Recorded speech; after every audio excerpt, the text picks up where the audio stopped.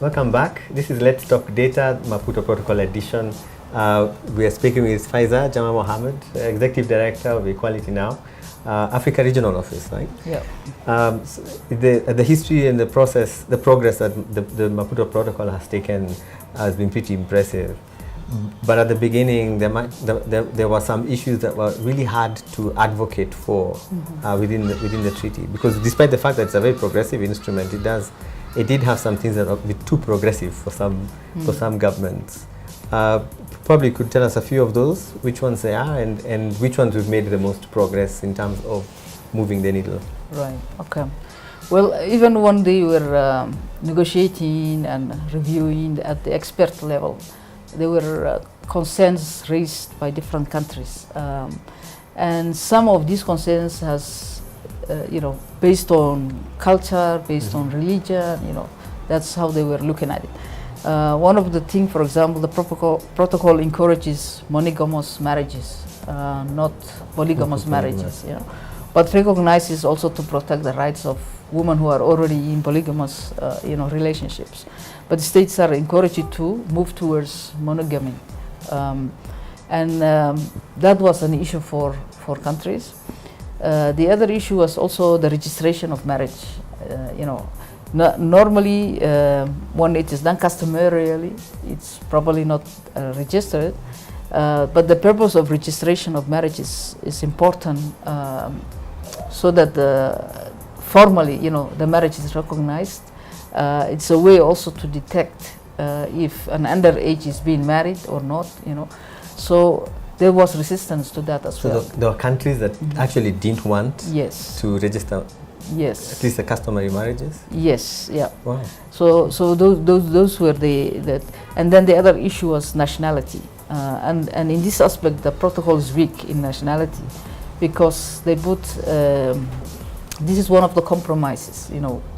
Like places where we lost the battle. Nationality, the right for a mother to give her nationality to her children and foreign husband, for example. It is denied in almost a lot of nations' laws. Kenya used to also deny women to pass their own, nationality to their foreign husbands and children born out of that marriage. Whereas Kenyan men could easily do it, but the Constitution of 2010 has changed that. So the protocol, we were hoping, would also give that equal right to women, so that all countries will now reform their laws to comply with the protocol. So there was strong resistance from Egypt to that. Finally, the provision that was put in there was, as long as it's not against the interest of the national interest. Yeah. And you wonder how would that, be of risk or issue. So what particular national interest would be jeopardized by allowing women to pass their nationality to their children? So, but it seems to be a sensitive issue for countries. But the funny thing was that soon after, Egypt has passed the nationality law allowing women to pass their and yet we are now stuck with this article that they pushed to be stated in that set. Yes. So they pushed for it and then they walked away. Yes. And left us with it. Yes, exactly. So the other issue was around the issue of Article 14 around reproductive health rights, whether a woman can decide want to have children, the number of children she wants, and allowing safe abortion to take place if a woman is raped, or if it is through incest, or if there is in the best interest of the mother, or the fetus is defective. Those were the exceptions allowed to conduct safe abortion, and that also people bring in religious aspects to, and so they had issues. Those are the tough ones that we have seen. But most of the others, although there is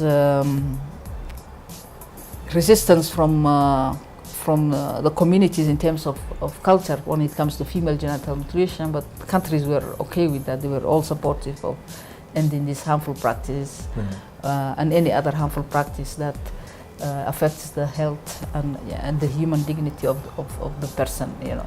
So the challenge for that now remains at the subnational. Yes, the level. implementation. Like yeah. the So, implementation. like in Africa, we always say there are 28 countries that have, you know, where the prevalence is existing of female genital mutilation at different degrees.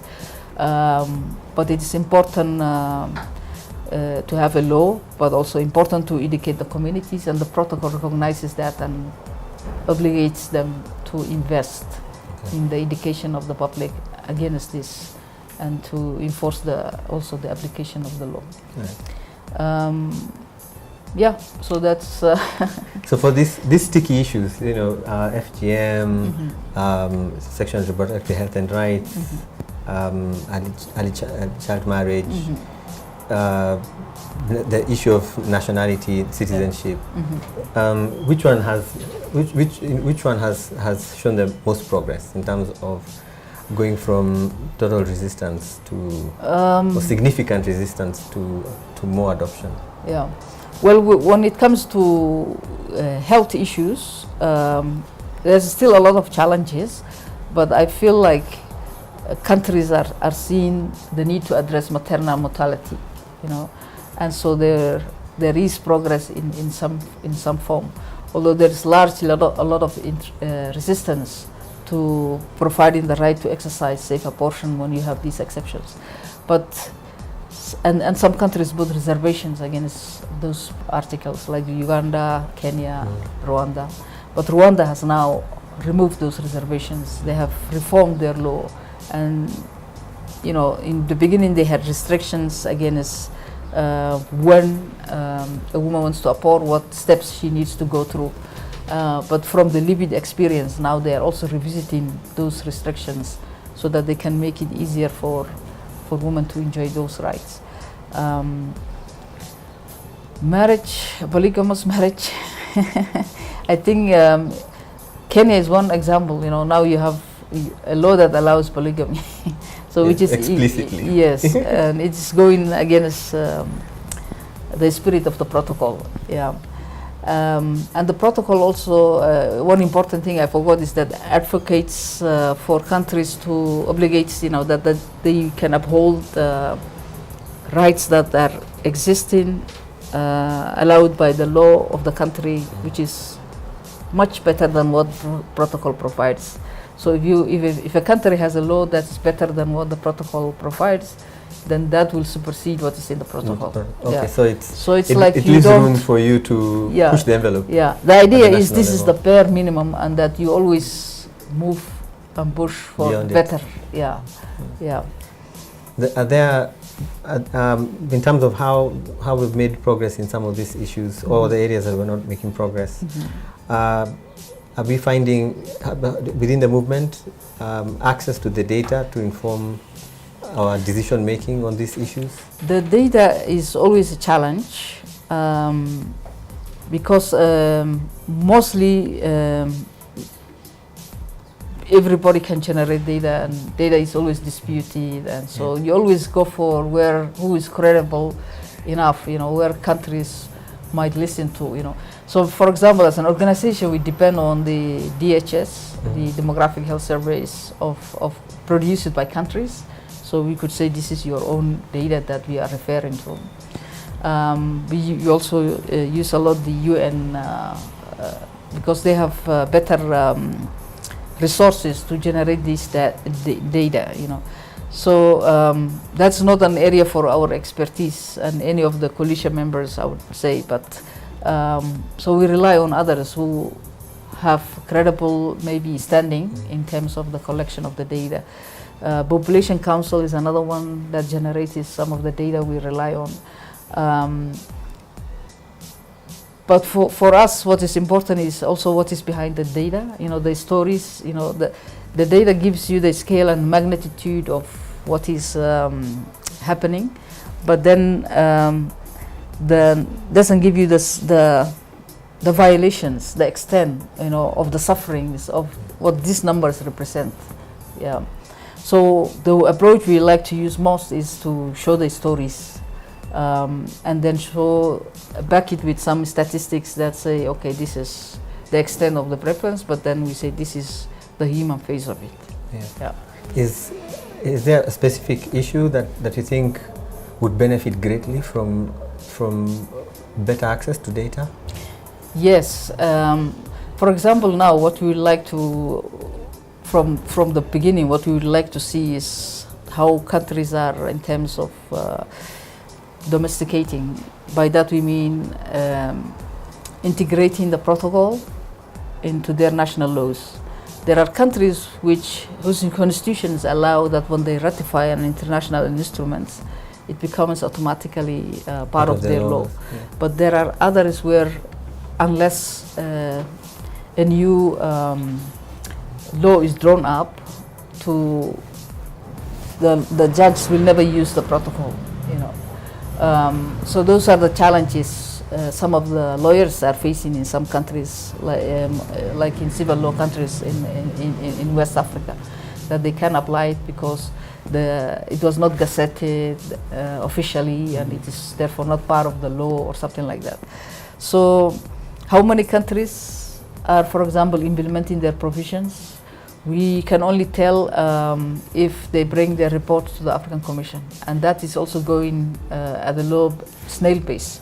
So there are about 8 or 10 countries who have brought their reports to the Commission, addressing specifically the protocol.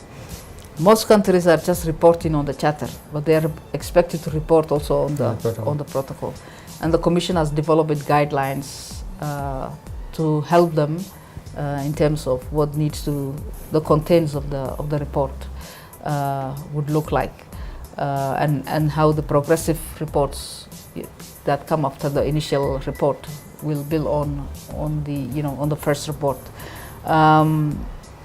So what are the challenges? We don't know with some countries, and some coalition members have invested in training member states on this format of the Commission in terms of fulfilling their obligations, and sometimes even attach a resource person to help them prepare and submit their report.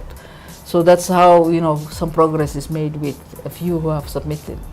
But it should not be us as civil society who are just always pushing the country, reminding them that they have to do their obligation of reporting and show that they are making progress. We would like to be kind of like the watchdogs, reminding, but not doing the actual work for them. But train and help and provide technical support, and so that's why it's important also to understand from their own perspectives what their challenges are. And in the beginning we realized one big challenge was communication. You'll come to the Ministry of Women and try to talk to them about the protocol, and they have never heard about it, and you wonder then what's going on, because it's the Ministry of Foreign Affairs who participates at the AU meetings, who signs this protocol through their mission in Addis. Yes, so it's a diplomat that is based. Yes, and then the information doesn't trickle down. So it has become a big thing. Parliamentarians also, and the fact that they are also not there all the time. Every election cycle they are replaced or they continue. So there's always that engagement that you continually need to do. But almost all types of data are hard to get, and it would be good to see the level of implementation of the country, of the protocol, by sections, by different articles where we are. We have been tweeting in the past 15 days, an article each day, one of the key articles, what we consider it. And some of the figures that are coming from other sources, or mostly from UN agencies, reports. But it would be good to see, you know, African research on it by Africans that are also generating the And also, the information. African governments proactively putting the information out there. Yeah. Sometimes we end up relying on multilateral institutions for data they get from national governments, but which our national governments don't provide to us in ways that we can access easily. So that's critical. So data on implementation of the protocol and the issues that it captures, and an area of focus that we could look at. Yes, definitely. So when we come back, I'd like to hear about Faiza's dream. Thank you. The next 15 years of the protocol. We'll be back.